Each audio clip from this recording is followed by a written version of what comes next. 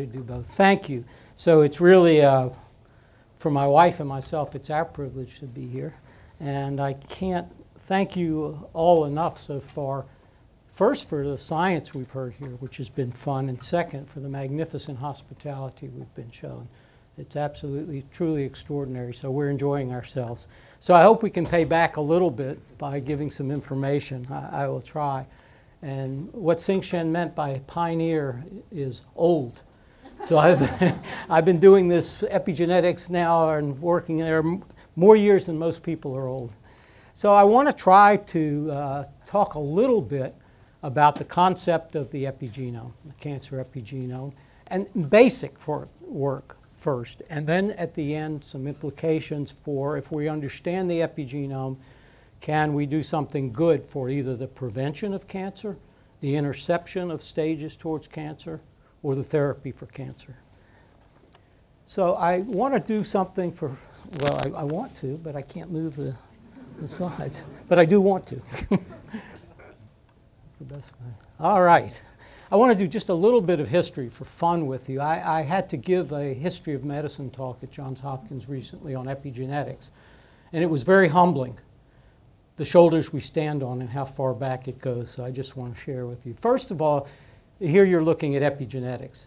I was traveling with Peter Jones in Africa some years ago, and I was really enjoying the wildlife, and I was forgetting about epigenetics, and he said to me, why are this zebra has these black and white streps? And I said, oh, it's genetics. And he almost fell out of the Jeep because, I mean, of all people, he said, that you don't know. So what you're looking at here is epigenetics in these different organisms. The DNA under this black stripe is exactly the same as the DNA under the white stripe. And what's different about it is the epigenetic control that causes the different colors. Similarly, this translocation in a mouse makes it abnormal, so it gets fat, and it also makes it haploinsufficient for maintaining its brown color, so it gets golden. Everything genetically in this mouse is the same, except for these differences. And two twins, identical, 20 years, 30 years later, if you measure their gene expression, they have different patterns of gene expression, again, with totally identical DNA. So really, that's sort of the defines it. So there was a famous scientist, Ira Herskowitz, who helped describe nucleosomes, the key element we'll talk about. He liked to put his science to music. And he wrote a song about epigenetics. How is it when you're born, you're not a rabbit or an ear of corn? I think that brings in genetics too, I think, but it's good for a song. So we always attribute epigenetics to this very famous biologist in the UK, Waddington, Conrad Waddington, who was really assuming we have the same genotype. So how does that bring about different phenotypes? And he was imagining some complex process in between your genes and your phenotype.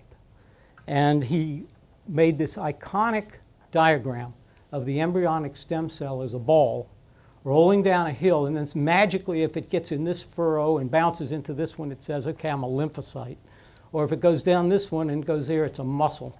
And I just wanted to show you, some people have had fun with this over the years. Some people turned it into a pinball machine where the embryonic stem cell gets the whack down here and comes around the cushions and bounds around and gets its magical fate. Somebody here did it with a little bit more molecular biology in mind, that it's rolling down the hill, it comes to these fields of flowers and the different colors, and the different colors are different transcription factors, which really do have to come into play to tell the cell who it's going to be. But, and this is my last bit of history, he really didn't describe epigenetics. It goes all the way back to arguments that were going on between Socrates, Aristotle, William Harvey back in the 18th century. Because what man had been, by that time, really become obsessed about is, how do we come about? How does an organism come about? And so there was one theory of reformation that God took care of all of this. What happened was you're born as a little man or woman inside the embryo, you're a homunculus, and all you have to do, you're all preformed, everything's the same, you just grow up and get to be a human being. But Aristotle and William Harvey and others came up with a different opinion. They said, no, you've got to have some organized formation to the being. And way back, they postulated these theories of development based on the organism developing over time after birth, and they called it epigenesis. So very close. So here we are. And now you fast forward. When I gave this talk, I put together slides. I'm still doing this of my rogues gallery of the history. So we've gone all the way back from these gentlemen through understanding the X chromosome, through nucleosomes. Here are the famous people for the histone code. I'll mention briefly for those of you who don't do this. And all these people now fast forwarded to this, a real incredible molecular understanding of epigenetics, which is still expanding and expanding. It gets more complex every day. But basically, I like to view it as your DNA is your hard drive. It's got all the information that can tell every cell what to do. But it can't play out its fate. If it's a sheet of music, it needs a symphony, or it needs a violin, it needs something to make it play. And epigenetics is one of the real software packages for the performance of the DNA. And the key component of it is the nucleosome, that ball of proteins around which the DNA is wound, and how they're positioned and packaged.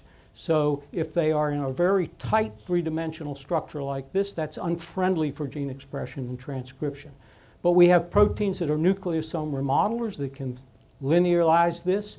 And now this is a friendly territory for transcription. And the histones that play a role where the DNA is bound are modified by a dizzying number of enzymes that write the histone marks for active versus repressive, proteins that read those marks, we talk about the readers, and proteins that can take them off, or the erasers.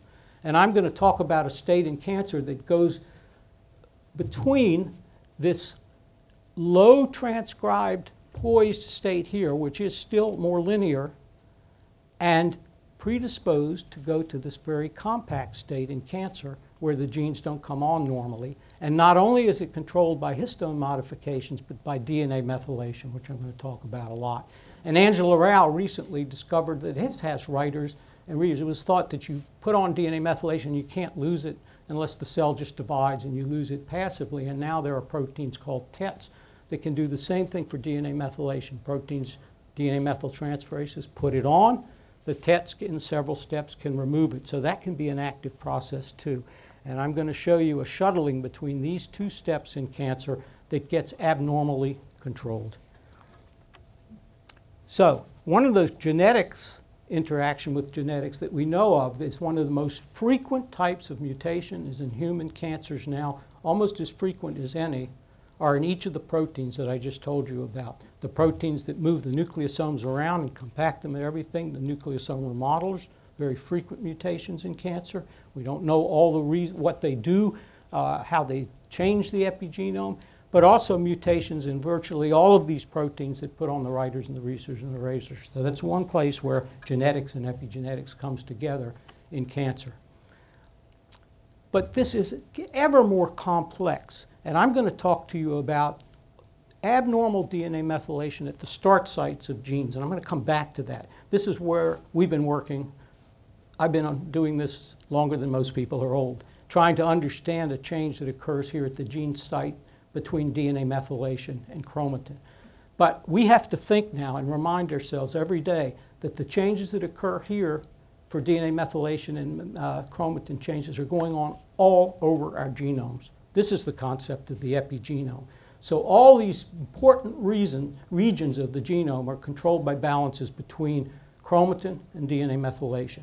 So you can have regions where the gene should be protected from expression by insulating regions. If that breaks down, you can have an oncogene that shouldn't be on, and it comes on in the middle of that region. Enhancers are incredibly important regions that can be a long way away from genes controlled by the same processes, and they're looping to the promoter. From long distances can be three-dimensional looping of the DNA that helps control gene expression. And what we used to call the junk DNA, the DNA that people thought were just filler space that weren't your canonical genes. We know now that's really important in many, many processes. I'm going to talk a bit about that at the end. Viruses that we have in our genome and whether they're on or off are controlled by these same types of processes. So I borrowed a slide that Sing Chen had used it for a different reason Oops, I didn't do it. I bring an elephant into the middle of this. I forgot it, St. John, I didn't do it. And the elephant has 6 blind men around it. And the 6 blind men, if you're touching the enhancer at the tail, well, you think that's what the epigene looks like. If you're holding a promoter and that's the trunk, you think, but it's the balance between all of these regions. And it's one of the biggest challenges in our field is to take our little region that we study and wonder how is it being balanced, because every single cancer that we know of and every single, whoops, wow. I don't know what I did, but it wasn't epigenetic. I just gave my whole talk. I hope you enjoyed it. Shall we go back to the beginning or what? So I'll mention what I'm saying. So every single patient's cancer that we know of, just even for the DNA methylation changes in the genes I'm going to talk about, can have anywhere from 50 genes that are going to be involved with the process I've told you to 400 sitting in the midst of all this. And so how do we sort out who's important, who's not important? And this is what I'm going to talk to you about. And I'm going to leave history now because I don't really like going back when the lab works. I still like going forward. And I'm going to talk to you about the past 2 or 3 years of work where we think we're coming to understand something we've been looking at for the past 20 years in a much deeper way with some real surprises along the way where the data have really come back. It's been gratifying because it's come back, I think, in a good way, but surprising. So I'm going to talk to you, first of all, about how do the abnormalities in DNA methylation come about. So I'm going to talk to you about genes, start sites, and promoters that lack DNA methylation in those regions normally. They're not controlled by DNA, but cancer co-opts and controls them by DNA methylation. And how does that come about? And that really going to talk about changes that have to do with DNA damage. My wife's going to pick up that theme in the second talk. But DNA damage to our DNA just doesn't damage the hard drive. It damages the software package, which is really critical to repairing your DNA damage. But if you leave the chromatin in the wrong place, or you leave DNA damage in the wrong place after you've damaged your DNA, this is what we think is one fundamental cause, as I'm going to show you, of how we get altered DNA methylation in our genomes at the start sites of genes where it shouldn't be, and abnormally represses those genes. And changes in reactive oxygen species, and I'll come back to that, which can even be a fundamental part of what we eat or don't eat, can actually manipulate that. And I'll come back to that concept in a moment. I don't know where, we actually have gone backwards. Can you all talk among yourselves a bit while I get back to the start of where I want to be? All right. So here are the hypotheses that I want to cover with you today, and then I'll tell you the research. So I want to convince you that the epigenetic abnormalities that I'm going to talk to you about are very early processes in the initiation of cancer. And a lot of them that we've been studying really take place before you even have invasion of a cancer cell or that phenotype where that cell is able to become malignant and metastasize. So I'm going to stress that with you first, that the abnormalities are cancer risks, and the cancer risks, the leading ones, are chronic inflammation, and unfortunately for me, aging, which is very much like chronic inflammation in many ways. And the generation of abnormal products of metabolism during different changes of reactive oxygen species, I'm going to try to convince you are really helping drive these DNA damage processes and are really fundamental to the abnormalities we study. And that all of these early epigenetic changes, and this is a critical point that I would like to make and try to convince you at least with some data and raise it as a reasonable question, all of these epigenetic changes can help driver mutations. We really focus on those in cancer. But many of the driver mutations, if it's a loss of a tumor suppressor gene or a gain of an oncogene, will fundamentally kill cells or stop them unless the cells learn to survive that. And I'm going to suggest to you that the epigenetic changes I'm going to describe for you are like a substrate that these mutations can feed off of, so the cell learns to survive them and help now have an addiction to that driver mutation. So it puts epigenetics, if this is right, in a critical place for how mutations actually can help drive cancer. And finally, at the end, I'll come back. If we understand this, if we really dissect all these processes, how much is it making us smarter about things that we can do to change the cancer cell or even prevent cancer, as I said?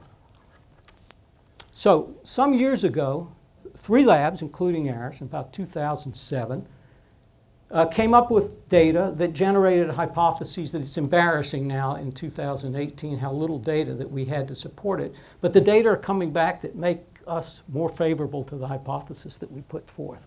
And that's going to be the subject of my talk. So the paradigm is this, that the DNA methylation changes at the start site of genes that silence them are biased to a whole group of genes that fundamentally should stay in a low expression state in embryonic stem cells until the cell says, turn me on, stop being a stem cell, and differentiate into a tissue. And those genes have to remain off to keep that cell in the embryonic state. And it's balanced by active marks and the simultaneous presence of repressive histone marks around the gene that Bernstein called bivalent chromatin. It's actively marked, and it's a low poised state.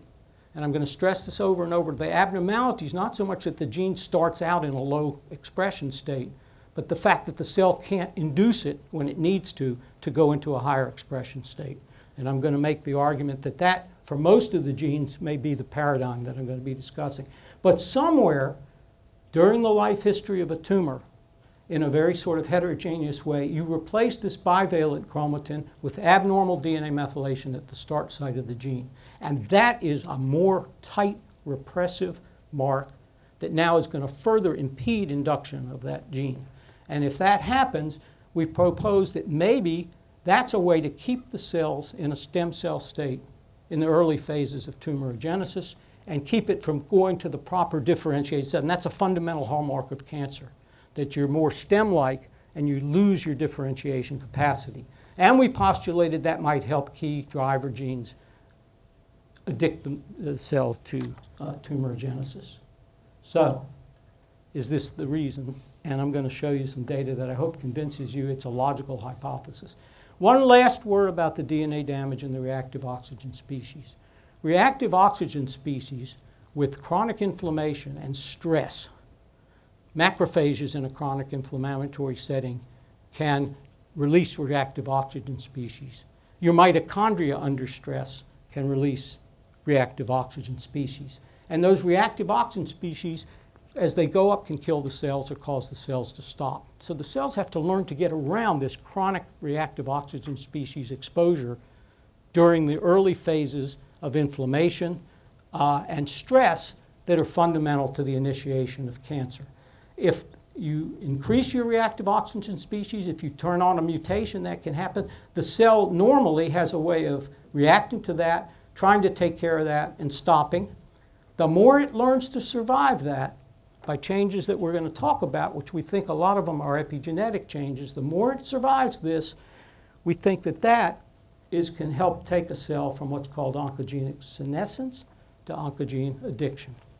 So let's look at some. So I'm going to show you some published work a couple of times, and I'm going to go through that. It shows you where it's published, and I'm just going to summarize that. Then I'm going to show you our latest work, which we're more excited about, or no, not more, as excited about, which is not published, and I'll take you through that in a bit more detail and show you that we think we can manipulate certain facets of aging in a system where, not by accident, but we certainly didn't expect it till we went into it. So one of the first studies that we did back in 2008 now was Heather O'Hagan's work. She's now at the University of Indiana. Lately, we got smart and started to collaborate with my wife, and she'll tell you about this. So she began to help us understand DNA damage. And then we had a terrific visiting science from China and her group at the 4th Military University, I think, in China, who did this last paper from which this diagram comes. And I'm going to just summarize this to you very quickly, and we'll keep coming back to bits and pieces of it. What we found is if we hit cells, cancer cells, make them increase their reactive oxygen species, that there's a base that gets most of the damage from that. So reactive oxygen species hit guanosine in GC-rich areas, and CG is where DNA methylation occurs. So a lot of the reactive oxygen species goes in CG-rich regions that are the gene start sites and form the base 8-oxoguanosine right here. And there's an enzyme that excises that base and repairs it, and that recruits a protein called CHD4 in a repressive complex. And we have found that that protein is bringing in a protein complex that has all the things that can put in the abnormal DNA methylation, the repressive histone marks that can accompany it, and if you take it away, if you take that protein away, the complex falls apart. It's upstream from all this, and that protein can lay down DNA methyltransferases and chromatin, and actually in 6 hours can start these genes, these developmental genes that are biased to this, to start building in abnormal DNA methylation. That's the model. And what has been really surprising about it, if we take and knock down CHD4, these developmental genes come up, many of them, which people like me had really begun to think a lot of them mostly were what we call passengers, that many of the genes that take on the changes are not typical mutations, like a mutation in a tumor suppressor gene. So these genes are induced, and then we began taking 8, 10, 12 of these genes. We would knock down the protein CHD4, the complex would fall apart, the genes would start to express again, and you would lose metastasis and you would lose proliferation. So the genes are being induced, you're losing that. But if you stop the gene induction of 8, 10, 12 of those genes, then you rescue that. In other words, they're participating, and I'll show you this right here, in a way in each of the pathways that are controlling. So here's one of the experiments that's critical. These are colon cancer cells from human, and they're labeled. You put them into the liver, and in a little while, they will metastasize the spleen, and they will metastasize to the liver, and you can follow all that. So here's the wild type. You see all this metastasis in the abdomen. If you take down that protein CHD4, you almost completely rescue the metastases coming from this. And this was in Lemon's paper that we've been talking about. If you then stop those genes from coming up that I mentioned, you partially bring back, for 4 different genes here, and we'll talk more about some of the kinds, each one partially rescues that. In other words, each one of those genes was partially contributing to that metastatic process that you lost with the CHD4. So the first point I want to make to you is we're really beginning to believe now that what we've been looking at all these years and the battery of genes, that 100 genes in a patient, not all of them are going to be drivers, but there may be 30, 40, or 50 of those genes that are really each in part contributing to pathways that control things like metastasis and invasion of tumor cells. So that was the first getting into this that we saw. So then we began to study how can we make models for this. So the first model was a very intrepid postdoctoral fellow at the time, Michel Vaz, working in collaboration for this particular project with my faculty colleague, Harry Esrawan, who had the courage to take human airway cells, they were immortalized, and take one of the worst insults we can do to a cell in our body, cigarette smoke, tobacco. And she took these human bronchial epithelial cells and started exposing them to cigarette extract, cigarette smoke extract. And this again is published for up to 10, 15 months, and she's kept them going. So what happens initially fit the model for the protein complex that I just saw, because all those proteins initially, and we, by the way, we carried a sample of cells along each step the way that didn't get the exposure to the cigarette smoke. And what she found out initially, that during the first 10 days, a lot of cell death occurs. You've got reactive oxygen species, injuries, and these proteins that I just told you in that complex are coming in trying to repair. But the cells grow around that. And when they come out growing around that, you can sit them in the cigarette smoke for 10, 15 months and keep going. They continue to grow. And when they do this, that molecular progression I just postulated, for the first time we could actually map it across the genome by mapping the histone modifications and where the enzymes for the DNA methylation occurred. We could map it over time. And for the first 3 to 6 or 7 months, we saw that part of that bivalent chromatin come in, the repressive part, and holding the genes down that we've been studying. But somewhere around 8, 10 months, the machinery for the DNA methylation now dominated at the start sites of those genes, and they were grouping out into the DNA methylation abnormalities, and they were these same genes grouping out that were doing this. And so at that point, we sequenced. There were no mutations. This is critical. There were no mutations by deep sequencing at that point. But the pathway for one of the key oncogenes, the Rass pathway, was way, way up.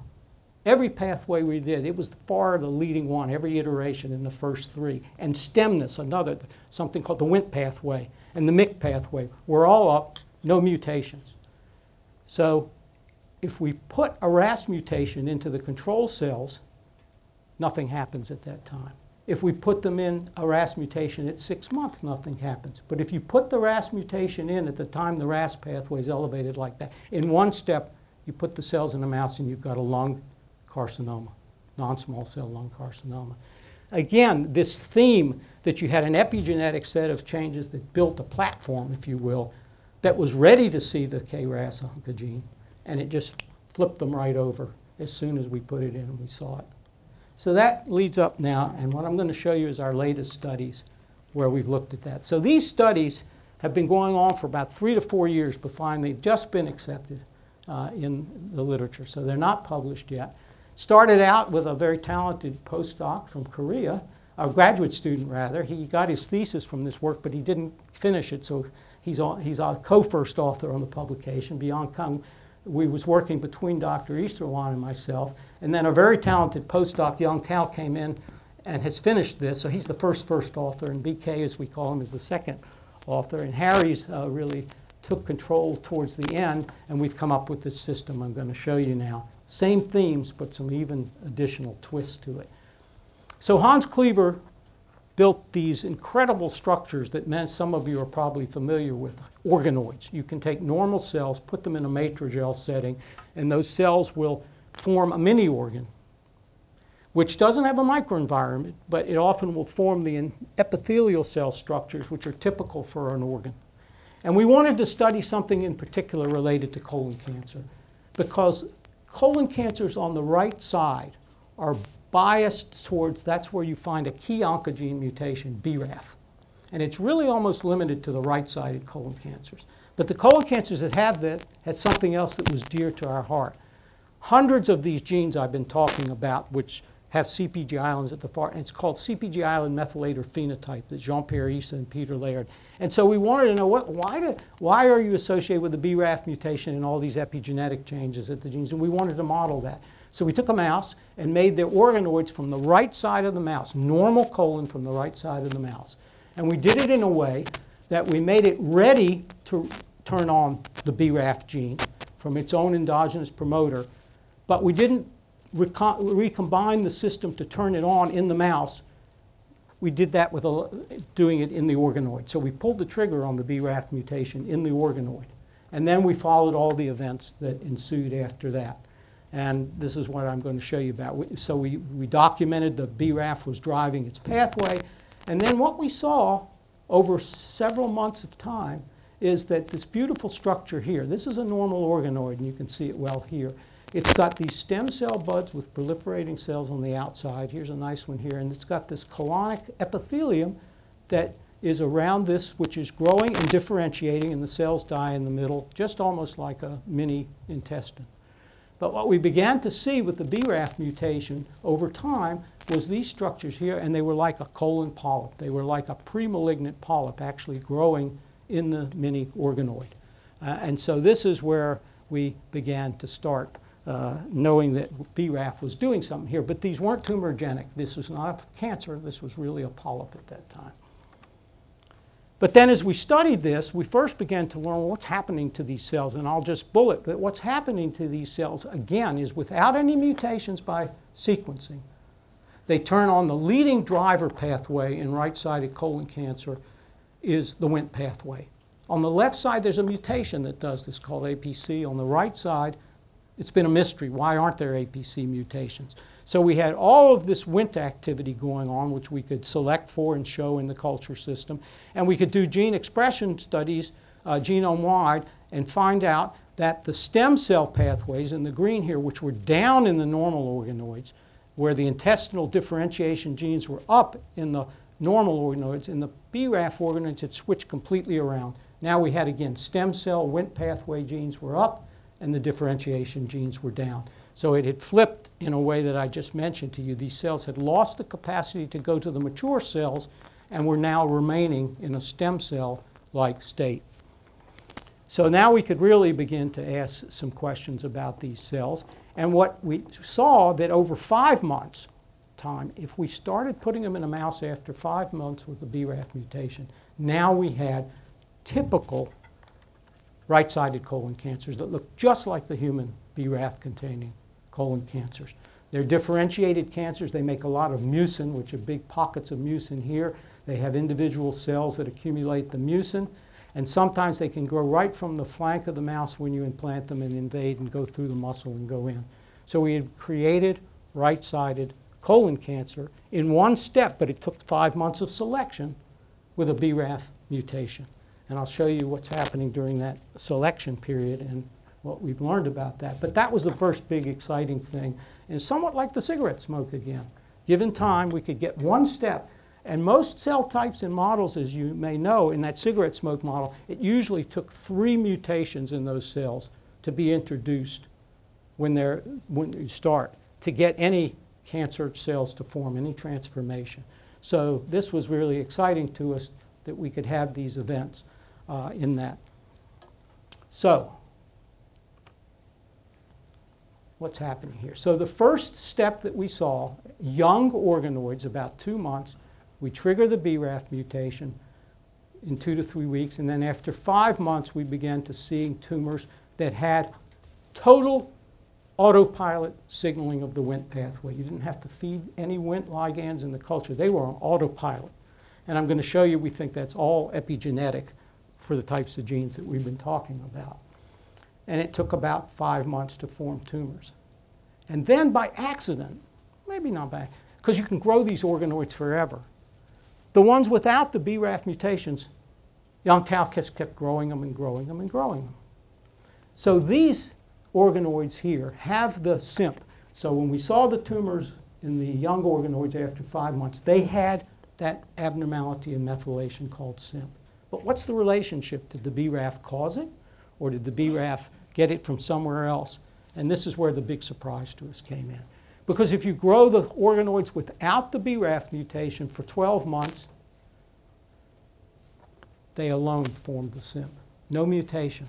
With age, maybe a model for human aging, they were forming SIMP on their own. And the big postulation I'm going to make to you from this is that the SIMP is an aging phenomenon.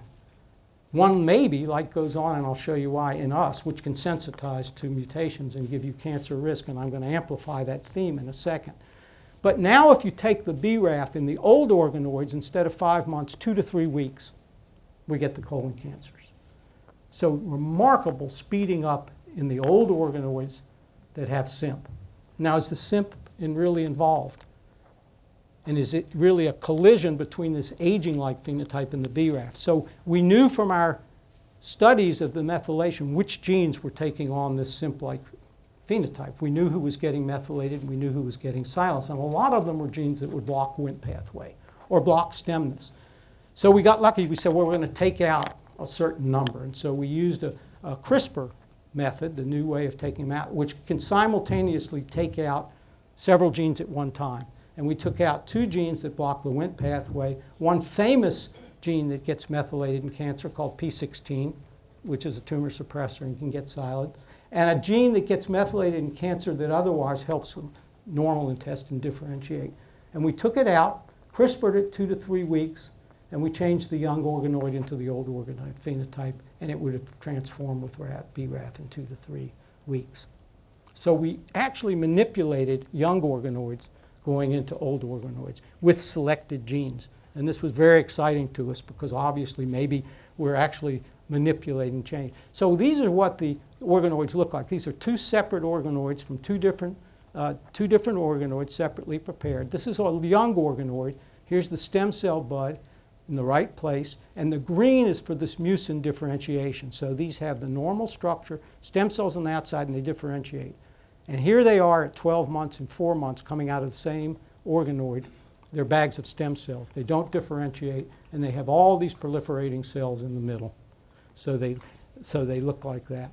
So the question that we really had, here's the model at this point, and I'll take it a step further before we finish. I'm watching my time, hopefully, is the model is that the CIMP, the methylation changes that are abnormal, these epigenetic changes, are a permissive state. They're not attached directly to being caused by the mutation, but they actually precede the mutation.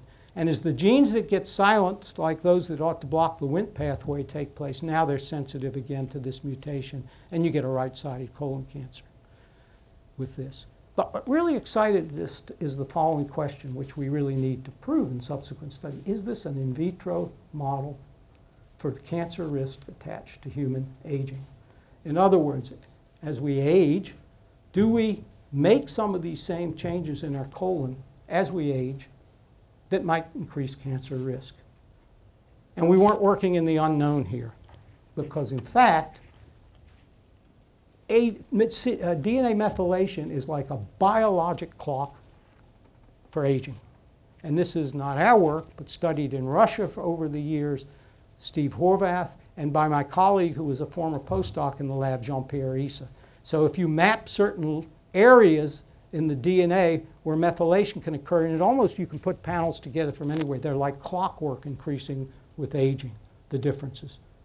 Actually, in forensics, they can take a rape case and they can get the DNA from the perpetrator and tell the age of that person within plus or minus 3 years, and they're using that for forensic now. But what was exciting to us, you could do this from genes or regions of the genome all over. But what Jean-Pierre started to popularize is, if you look at colon, normal colon with aging along this axis here, and you measure genome-wide, you've got all of these genes with the increasing methylation that I've been showing you in the promoter coming up, many of which were these same genes.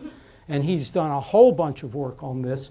His most interesting one of them came recently when he showed that mice do this, rats do this, monkeys do this, and humans do this. They all have an aging curve, and if you normalize for their lifespan, it goes up over their lifespan.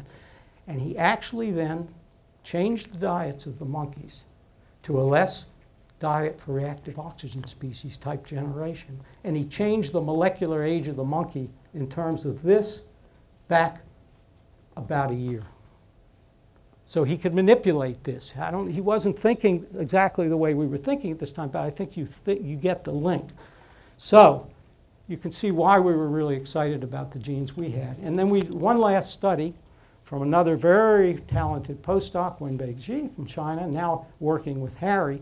We had been studying the difference between gene cells that go into senescence in a famous model. I can't go into all the details. This was recently published.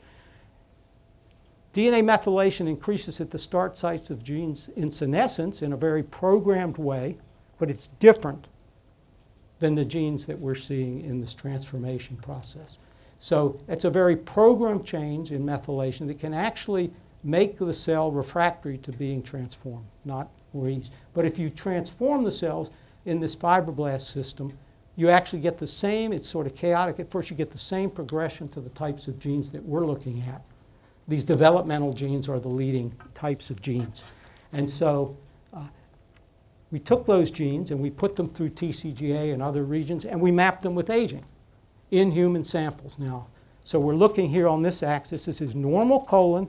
This is the cancer risk by age. And we're mapping the start sites of these genes and the methylation amounts that go up. And it's a group of these genes in transformation that we were working with and studying in the other model that are the leading marker for marking that increase. Functional genes, many of them of the type I just told you about.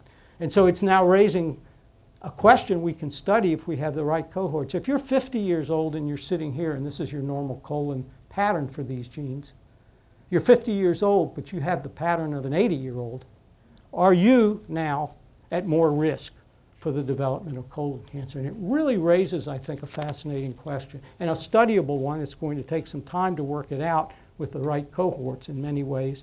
And maybe this organoid model then will become a model for aging and what even drives the aging, but maybe even more so what drives the risk of cancer from the aging. So let me end with a question and show you a little bit of therapy data and merge into what my wife is going to tell you in her talk in a few minutes. So One of the things about these epigenetic changes, unlike mutations, you can go in and CRISPR mutation out in the laboratory and change a mutated gene to a wild-type gene and do something about the cancer. Obviously, that's a very difficult thing to do in human beings. But all of these changes that I'm talking to you about, we have drugs like Peter Jones discovered azacitidine that can remove the DNA methylation. It can reverse these changes and cause genes to go up. And Xing Chen, when he was in our lab, showed how these drugs can reprogram a cancer cell in a way that the cell remembers to become normal, differentiate better, and drop its stemness. So we have drugs in the laboratory, and we can readily reverse these changes. And the translational hope in the clinic is that these kinds of drugs can actually reverse these changes and give us cancer therapies. And the FDA has approved azacitidine, that drug that Peter Jones discovered the action of, for hematopoietic neoplasms. It's used here in all countries to treat pre-leukemia called MDS and early phases of acute myelogenous leukemia. Durability is a problem, but it's a very effective therapy for many patients. But solid tumors, no really good hits with these drugs.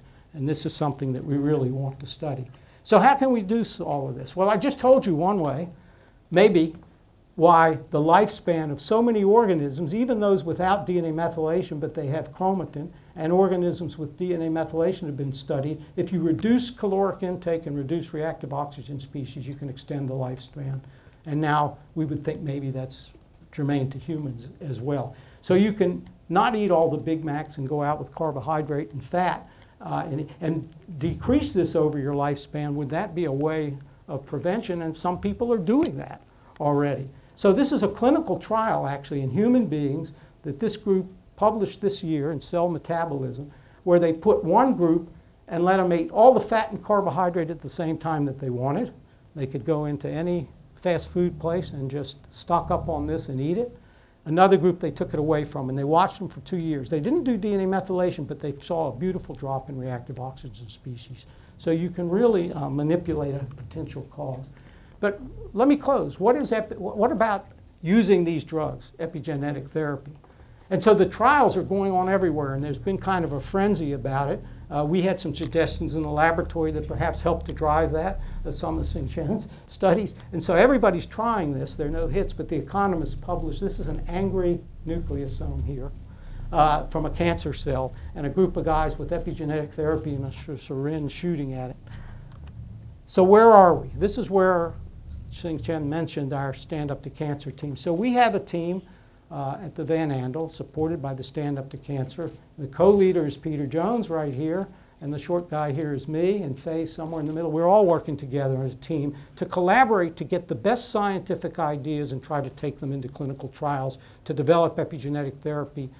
It makes it better for leukemia, but solid tumors as well.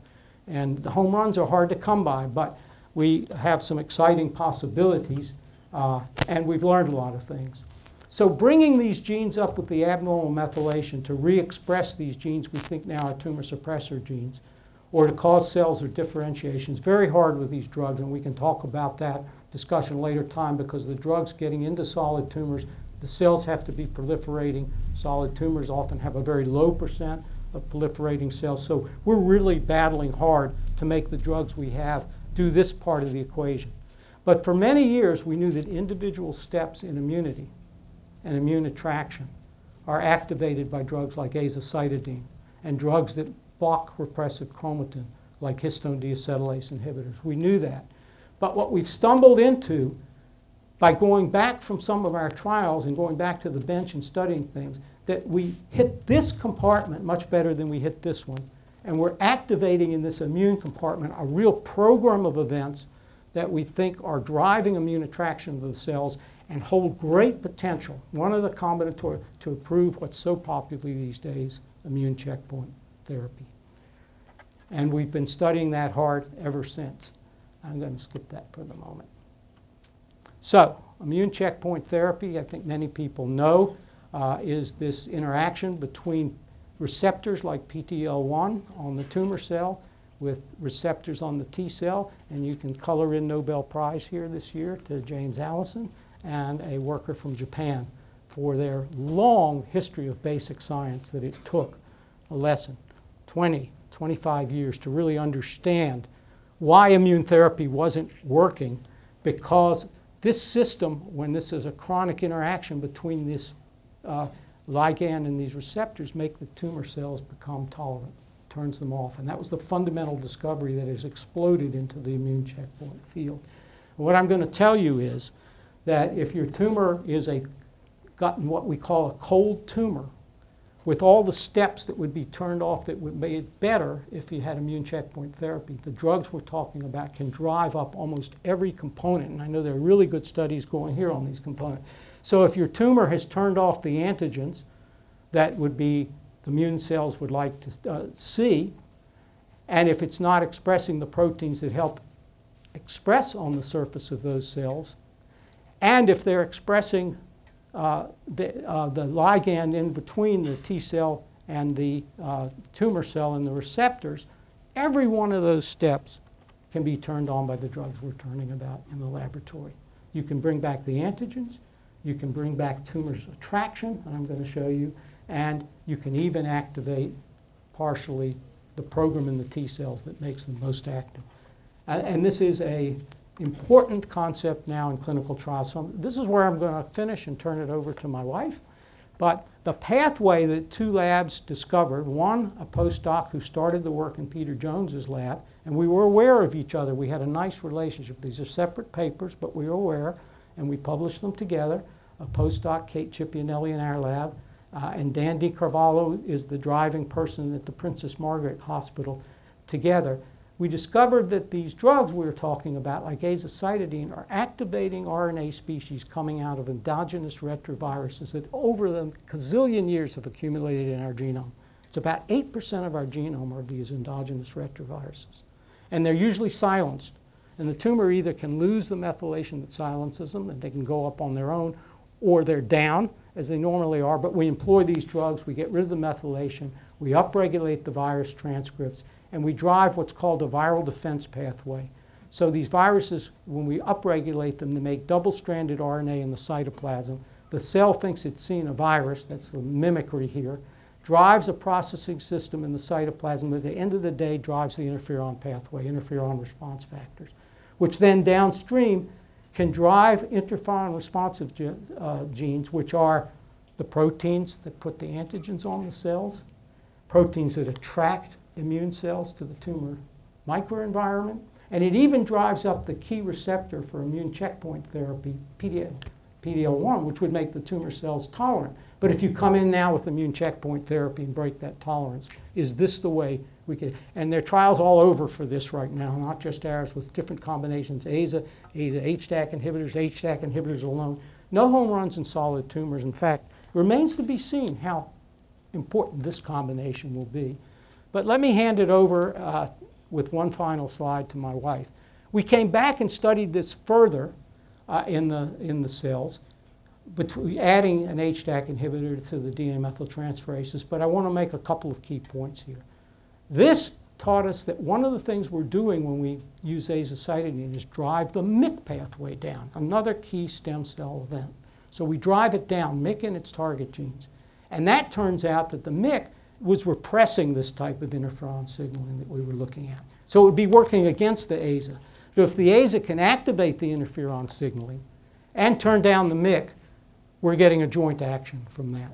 And that, in mouse models of non-small cell lung cancer, in the mouse, can actually produce key cytokines like CCL5. It brings in T cells into the tumor, and directly, if you look at the expression profiles in the T cells for certain pathways, it changes them from an exhausted to a non-exhausted step.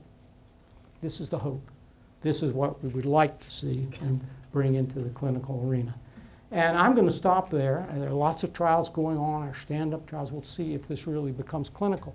But I want to give it to Faye to show where we've collided in the work we're doing between what she's going to tell you and this pathway that I just showed you. So I hope I haven't gone over. I think I'll stop there, and we'll turn it over to Faye, if that's okay. So thank you very much. Thank you very much for inviting me here today. I've never been to Taipei, and it's a beautiful city, and I hope to see more of it in the next few days. So as Xing Shen has described, my background is in DNA damage and repair.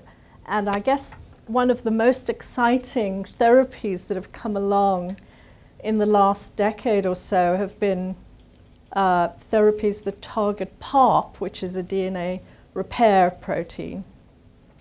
And so I'm going to tell you a little story about working with these PARP inhibitors. Well, PARP inhibitors are really exciting for a very small subset of breast and ovarian cancers, those that have the BRCA mutations.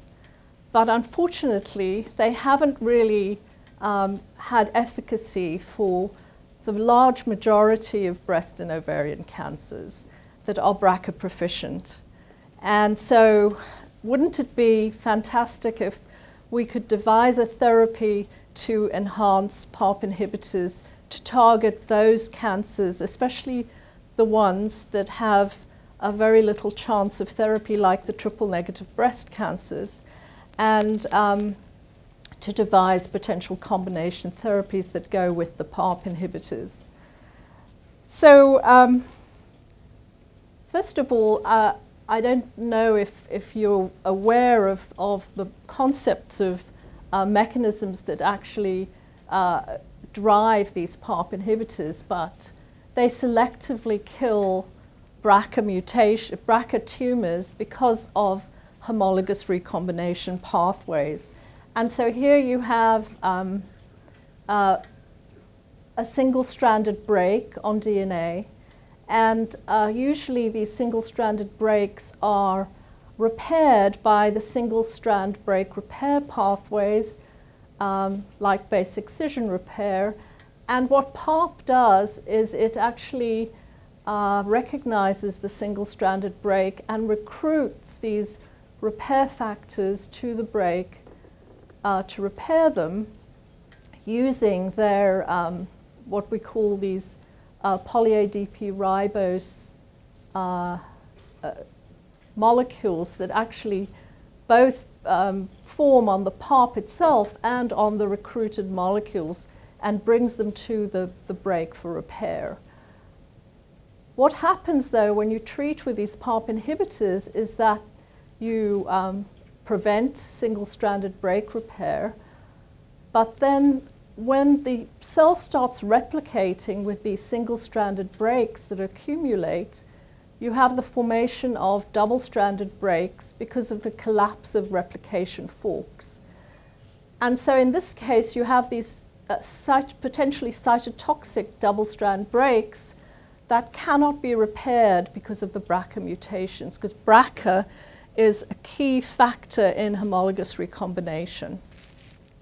So this is the whole concept of synthetic lethality here, because here you have a single-stranded break that eventually forms a double-strand break during repair, but it can be repaired by homologous recombination. But in the case of BRCA mutations, these cannot be repaired, and the cell has to make a choice, and it prefers to die rather than continue to carry this double-stranded break. So the whole nature of the study that I'm going to talk to you about really involves the idea that PARP inhibitors actually don't only inhibit single-stranded break repair, but they actually trap PARP in the DNA. And this is a new mechanism for PARP inhibitors that really have opened up the door for other partners that may actually be used to actually work with the PARP inhibitors, and I'll talk about that a little bit later. So here you have this new mechanism for trapping PARP in DNA, and this trapping mechanism was shown to be probably the most important mechanism for how PARP inhibitors cause these cells to die.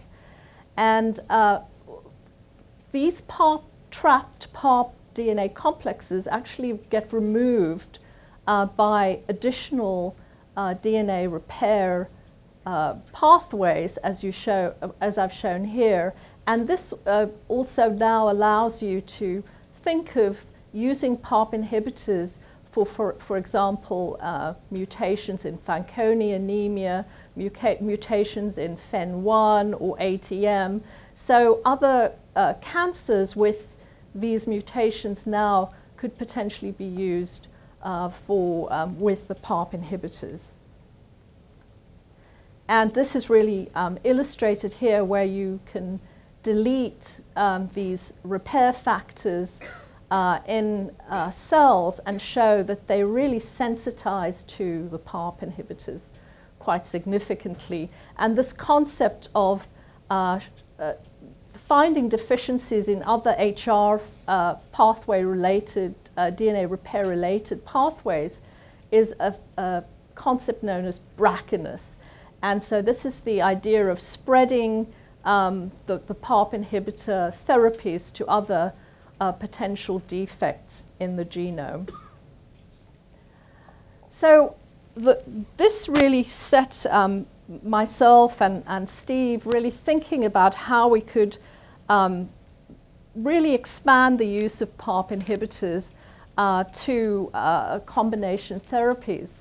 And something that very few people really think about now is that PARP actually recruits DNMT1 to DNA damage sites as well. It doesn't only recruit the single-stranded break repair factors, but it also recruits DNMTs and many of the silencing proteins to the repair factor, to the repair of the single-stranded break. And the question that we had was, if we used DNMTIs, the DNMTIs in combination with the PARP inhibitors, could we perhaps increase the efficacy of these, the way in which these PARP inhibitors are working in the clinic? And as Steve mentioned in his talk, AZA is now FDA approved for myelodysplastic syndrome, and it's used in treatment of AML. But unfortunately, the drugs aren't durable and the effects aren't durable. And likewise, these PARP inhibitors are used in BRCA mutated breast and ovarian cancers, and there again, the effects are not durable. So could we combine these two drugs to potentially increase and enhance these effects? So this was our naive idea when we started the study. The other important thing to remember is that the DNMTIs actually incorporate DNA, incorporate into DNA in a replication-dependent manner. And it's only when they're incorporated into the DNA that they get trapped into the DNA, very much like the PARP gets trapped in the DNA with the PARP inhibitors. So we asked the question of whether, when you combine these two drugs, can you potentially enhance the PARP trapping effects that I showed earlier, and then use this to increase the efficacy? So this is the graphic abstract from the cancer cell paper that we had a couple of years ago, where we actually showed this very effect. So we showed that PARP inhibitors in combination with DNMTIs actually trap more PARP and increase the cellular toxicity in both breast, triple-negative breast cancer and acute myeloid leukemia. So here we showed that whereas PARP inhibitors trap a certain amount of PARP in DNA, leading to collapsed replication forks and double-strand breaks, cytotoxic double-strand breaks, when we combine the two drugs, we actually see a hugely significant increase in the effect of the PARP trapping, resulting in persistent PARP and DNMT binding in the DNA, and thus increasing the amount of cytotoxicity that we see. And so I'm going to show you a few slides now from this paper, and then I'm going to go on to the interesting mechanistic angles that we've come up with that we are now preparing to publish. But this is, was our first salvo into this combination therapy. So the first thing that we showed in this paper is that when we took low doses of the DNMTIs, DAC, in this case it's DAC, and this is in AML, and we combined them with a PARP inhibitor, which is BMN 673 or talazoparib. This is now a Pfizer drug, and these drugs are really potent PARP trappers at low nanomolar doses. What you see is that you increase the trapping. This is a chromatin study where we're looking at chromatin extracts, and we're just measuring PARP in the chromatin extracts. We can also show the same thing by looking at what we call proximity ligation assays, and this is an immunostaining-based assay where we look at gamma H2AX and its proximity to PARP following treatment with AZA. This time it's AZA, talazoparib, which is the BMN, it's the new name for BMN, and the combination treatment. And what you see here is that when you use the two drugs together at single-stranded breaks, which is when we treat with the MMS, we actually see a huge increase in the numbers of co-localized, where the two proteins co-localize. And so here, all of these foci represent the co-localized PARP at the gamma H2AX, suggesting that PARP is trapped much more frequently with the combination treatment. And what was so impressive, and this work really showed that not only do you trap PARP, but you also retain the PARP at late time points following the combination treatment. And here you have laser-induced DNA double-strand breaks. These are done in live cells. And so when you have the single-agent treatment, by 30 minutes you get repair. You see the recruitment of PARP and DNMT1 to these laser-induced double-strand breaks in the DNA. But when you actually treat with a combination, this recruitment remains there for up to 6 hours, where you don't see it with a single treatment. But when you remove by lentiviral depletion, when you remove PARP or DNMT1, you actually abolish that retention. So this suggests that DNMT1 is required for the PARP to be trapped there, and the PARP obviously is required. So the two together are apparently necessary for this PARP trapping effect at late time points, which is a really important concept. So what you also see here, and this is just extending this concept, is that the cytotoxic DNA double-strand breaks are seen at late time points, up to 24 hours in the combination treated cells, suggesting that these PARP DNMT complexes in the DNA are not able to be repaired, and they just remain there until the cell eventually decides that it needs to die, and it goes towards a cell death pathway. The important thing from a translational aspect, of course, is when we combined these two drugs, we actually saw for the majority of AML samples, and these are primary samples from AML patients. Remember I told you that AML is treated with DNMTIs, but what we see here is that when you combine the two drugs in these green bars, you see the majority of patients actually show a further decrease in clonogenicity, and these are clonogenic assays, suggesting that the combination of the drugs are actually result in greater sensitivity of these cells to the drugs compared with either drug alone. And importantly, when we actually looked at an orthotopic model of acute myeloid leukemia, remember, this is not a solid tumor, it's a leukemia, so we luciferized an AML cell line, and we showed that with the single agent treatments you get a steady increase in tumor growth, which is seen with luciferase. The same with AZA when you treat with these drugs, but when you combine the two, you virtually significantly decrease the tumor burden.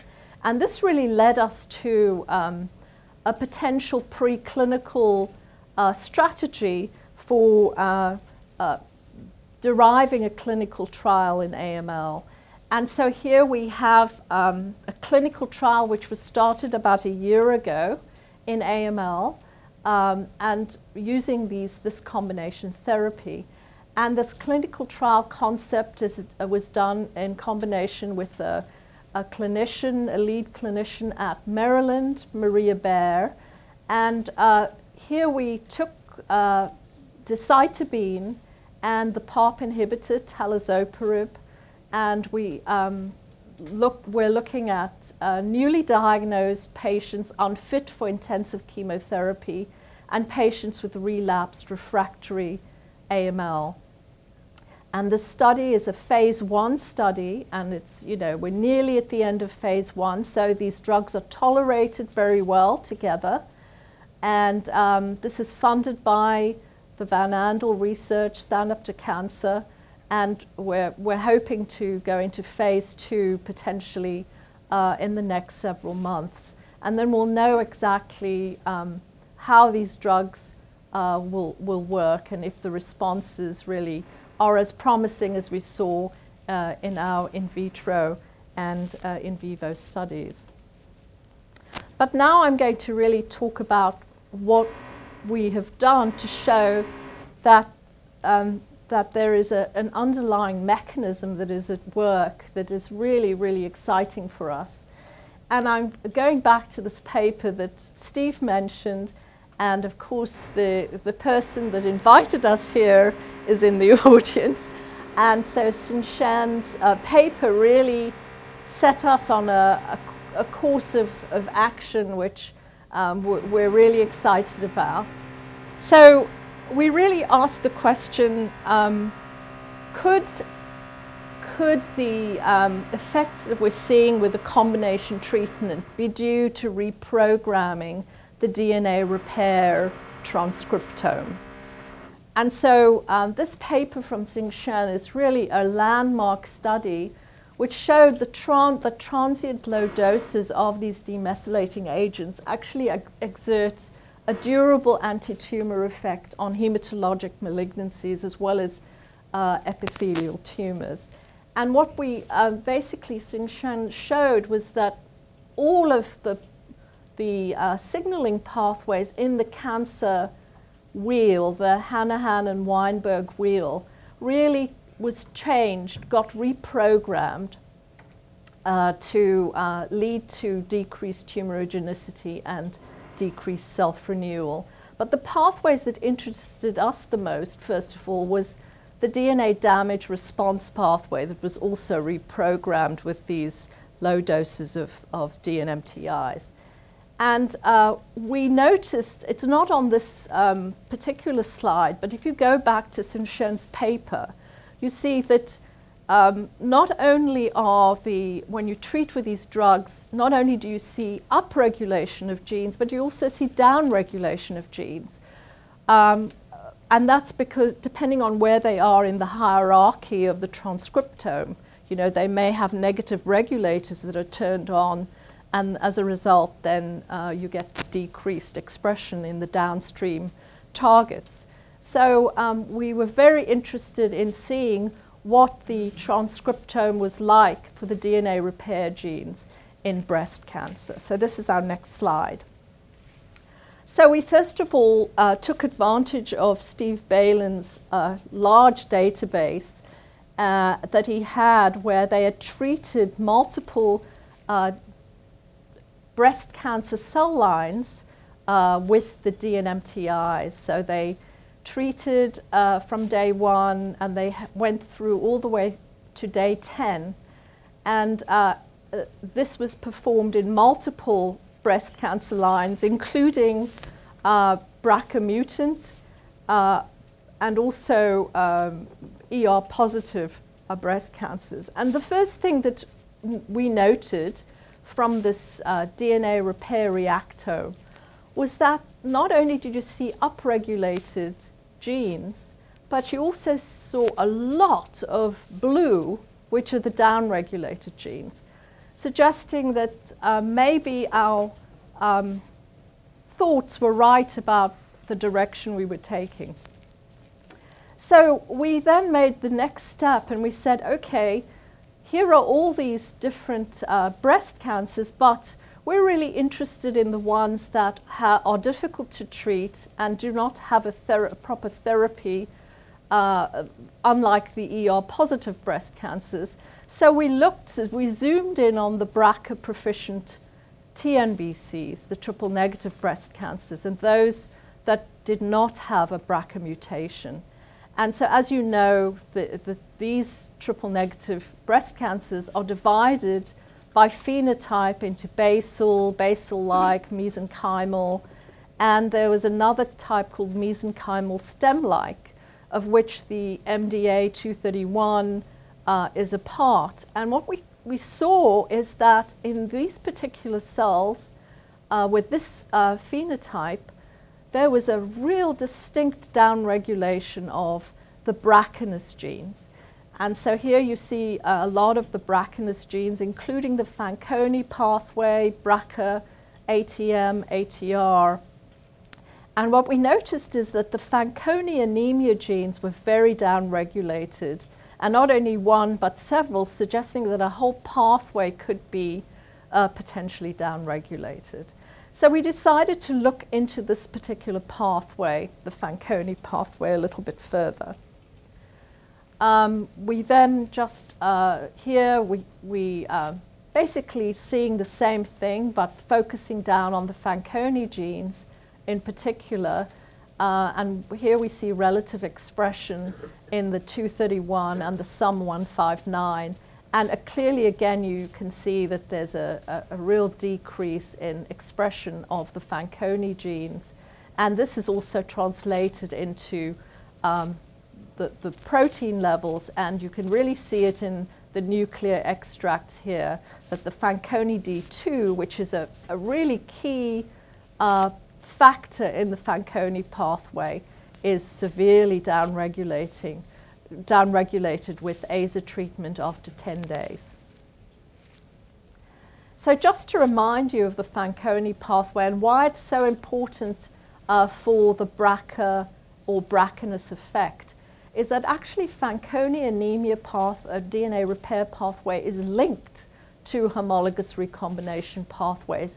So Fanconi anemia repair actually repairs interstrand crosslinks. And what happens is that the Fanconi anemia core complex activates these ubiquitin conjugating enzymes, which take the ubiquitin and put it onto Fanconi D2. And this activates, it's a monoubiquitination step, it activates the Fanconi D2.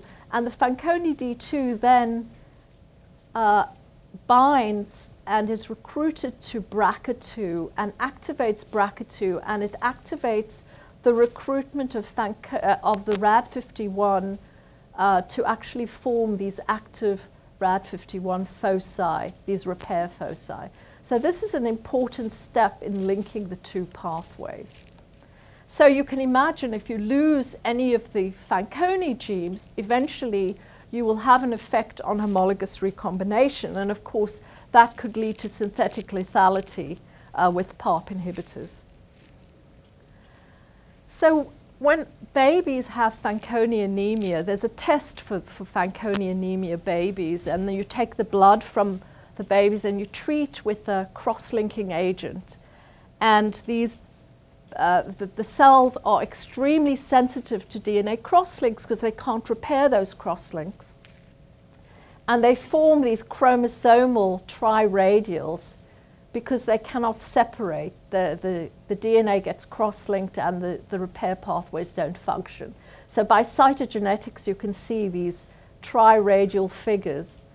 Now here we actually show that the DNMTIs form these same triradial figures when you treat with mitomycin C.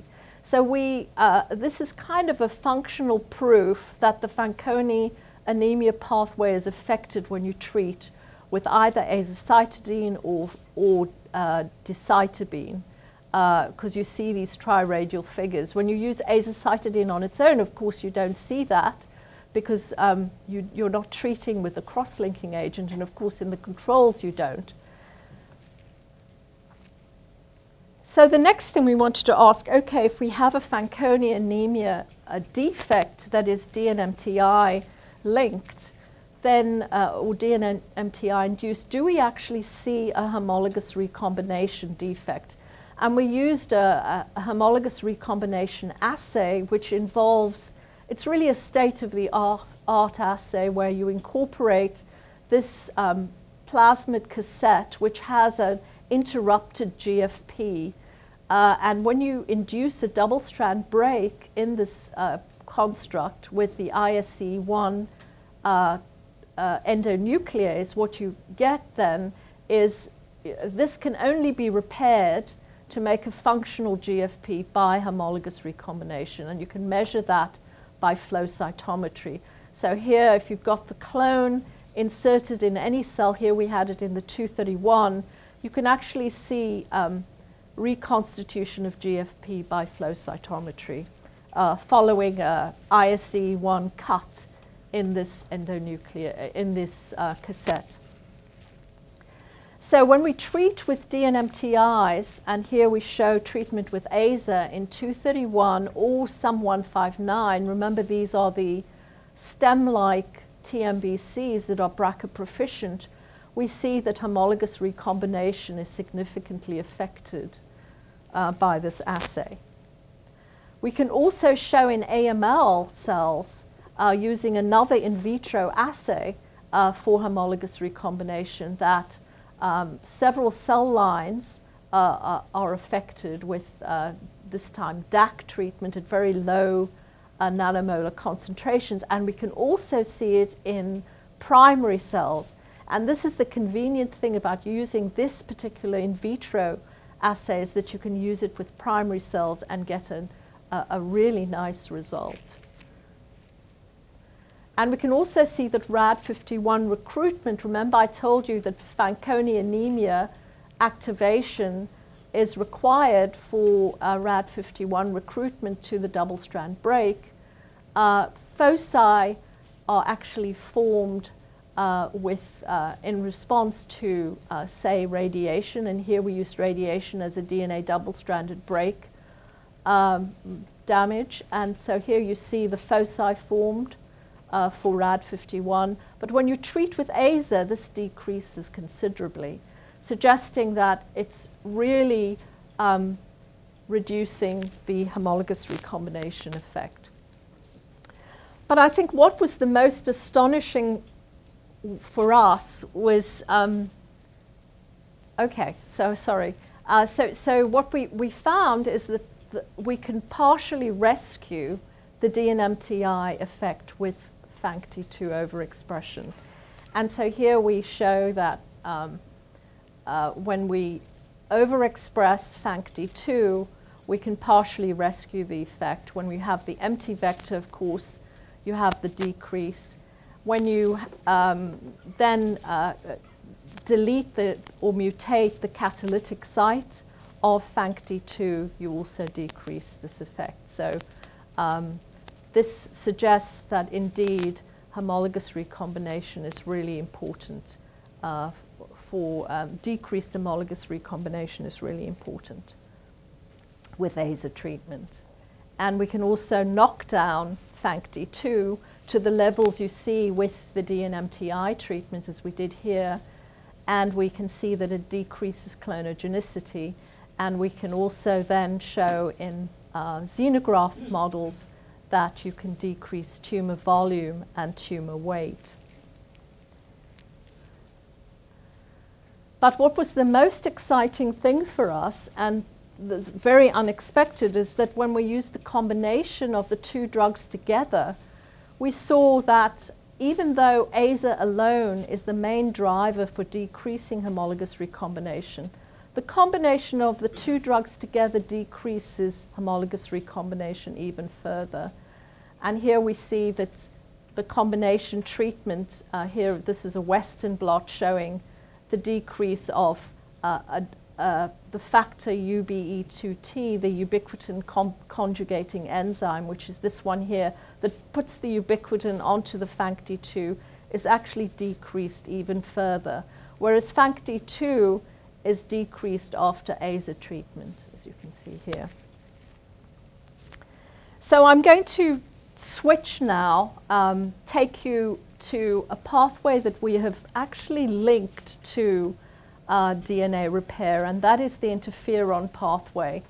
And as Sing-Shen's data showed, and as Steve showed in his talk, the DNMTIs on their own actually activate these endogenous retroviruses that then induce double-stranded RNA that then upregulate the interferons.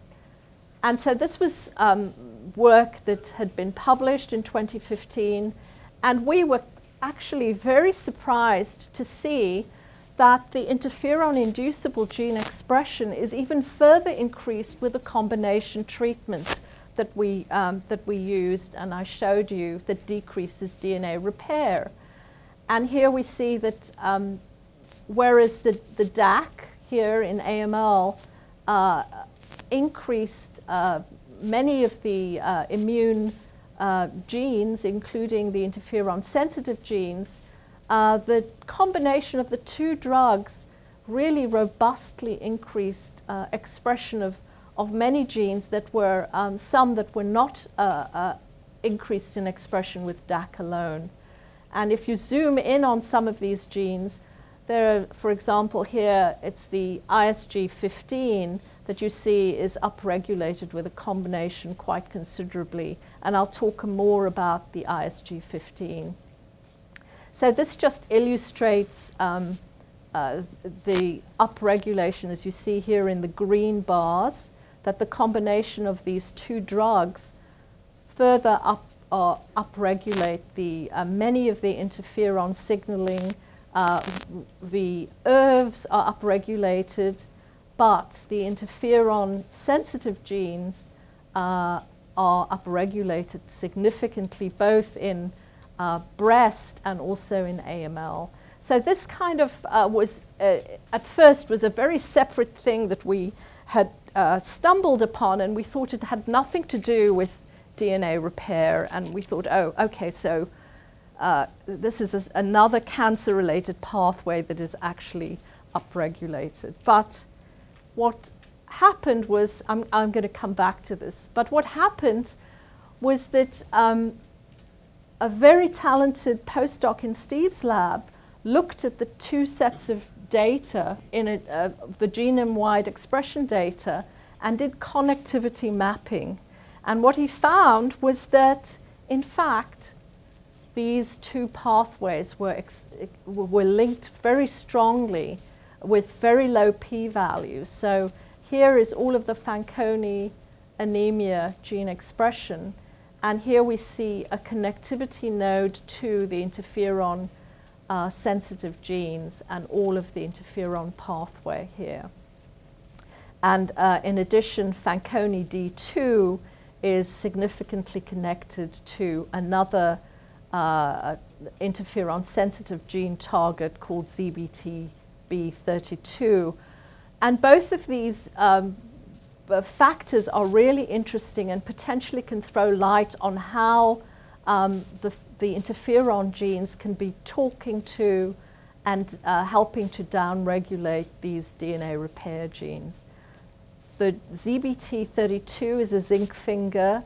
It's an interferon-inducible protein, and it's a negative regulator of Fanconi gene expression. the ISG15 is how it works by ISG-alation, and it targets ubiquitin-like molecules, and it's a negative regulator of DNA repair. So both of these genes factors may be playing a role in decreasing the Fanconi anemia DNA repair pathways, which I'll come back to. So the question we asked was, okay, so we know that the DNMTIs are increasing the interferon signaling, but what about the PARP inhibitors? How do they do it? And apparently several papers have come out showing that PARP inhibitors contribute to interferon signaling through the double-stranded DNA STING pathway. So this is a cytoplasmic double-stranded DNA pathway that activates cGAS and STING and independently upregulates type 1 interferons. And here you can see that when you treat with the PARP inhibitor, you see this double-stranded DNA, whereas AZA treatment does nothing to induce the double-stranded DNA. So we think that the PARP inhibitors are contributing to interferon signaling through this pathway of upregulating double-stranded DNA. And the STING pathway appears to be upregulated with a combination treatment in MDA231 cells. And also here you see it with Western blotting. So this slide really clinched it for us that the two pathways are really linked, because what we did was a crucial experiment where we induced interferon. We treated the cells with interferon beta, and we actually treated the cells with poly-IC, which induces interferon signaling. And what we see is we upregulate, as expected, all the interferon sensitive genes, as we see here. But what was wonderful to see is that it also downregulated the Fanconi anemia pathway and the BRCAness genes. So this suggested that these two validated the suggestion from the connectivity mapping that these pathways were really linked, and one was actually that the interferons were driving the downregulation of these pathways. But what was increasingly important was this experiment that we did below, which we actually treated with the poly-IC. We could show not only do we decrease the Fanconi, but we also decrease the homologous recombination.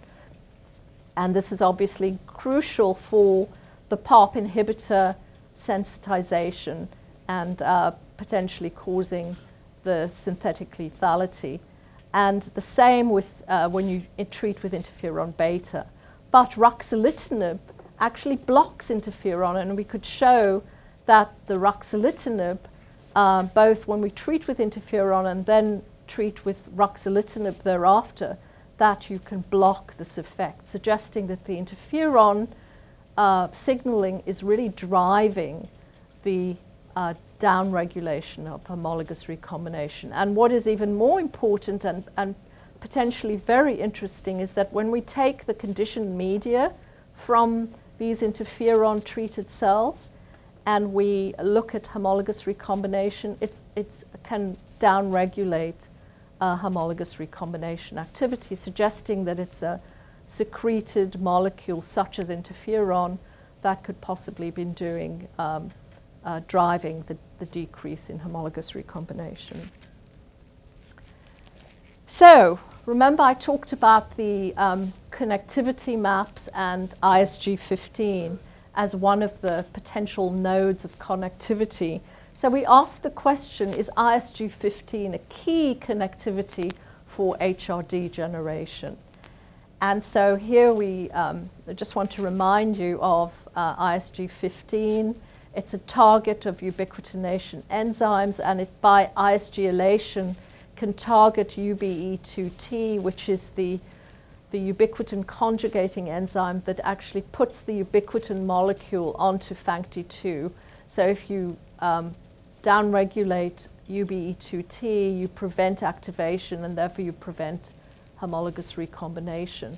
Well, we actually knocked out ISG15. And this really, before I go into the ISG15 knockdown experiments, this is just to show you when you treat with a combination of these two drugs, you see that the ISG15 goes up, whereas the UBE2T goes down. And this is, happens quite significantly in our experiments. So when we knock down ISG15 here, not only completely, but even partially, we see that ISG15 rescues the effects of interferon on the Fanconi anemia gene expression. So first of all, here we have the ISG15 knockdown, partially or completely. And here we have the experiment on the right. So when we treat with interferon, as I told you before, we can decrease Fanconi anemia expression, as is shown here in all the bars with the striped bars. But all of the bars in the, that are in these red boxes are from the ISG15 knockdowns. And what you see is that it rescues the expression to various degrees of the interferon-driven Fanconi anemia decrease. I think this is a really important result, and it really suggests that at least in part ISG15 plays a key role mediating the signal from the interferon-sensitive genes to downregulate the whole of the Fanconi pathway. So our working model is that PARP inhibitors actually induce a cytoplasmic DNA C-gas sting activation that drives interferon stimulation. And the DNMTIs, through the retrotransposon induction, the ERV activation, drives interferon stimulation. And together, they particularly home in on decreasing the Fanconi anemia pathway that then fails to activate homologous recombination. And we think that some of the key nodes are, one of the key nodes is ISG15. We're still exploring ZBT32. And there are other nodes that we could also be looking at. But we think that interplay between interferon signaling and homologous recombination defects are very relevant in both immune defects that you see, as well as in the whole BRCAness effects that you see with PARP inhibitors. So immune responses by epigenetic therapy and PARP inhibitors suggest the benefits of combining also with immune checkpoint therapy. And now we're still working to understand STING and ZBT2 connection to, in this pathway. But what we think is that we can potentially translate our findings not only in AML, but also in BRCA-proficient breast and ovarian cancer with this combination therapy. And we are starting to work with Kathy Miller at the University of Indiana to actually devise a clinical trial for breast and ovarian cancer. And we've already got the companies, we're talking to the companies, and Pfizer has in principle agreed to, or is very interested in performing this trial with us and planning this trial. And we will explore this combination of the two drugs in combination with immune checkpoint therapy in our next period. So I think we have uncovered a really exciting nexus between DNA repair and epigenetics. And I think this, these two pathways are connected in many ways, not only in repair of DNA damage, but also can be used potentially as double bullets for cancer, and potentially can harness the immune system in a unique way in combination with immune checkpoint therapy. So without further ado, I'll stop here and I'll potentially take questions when Steve and I get back onto the platform. Thank you.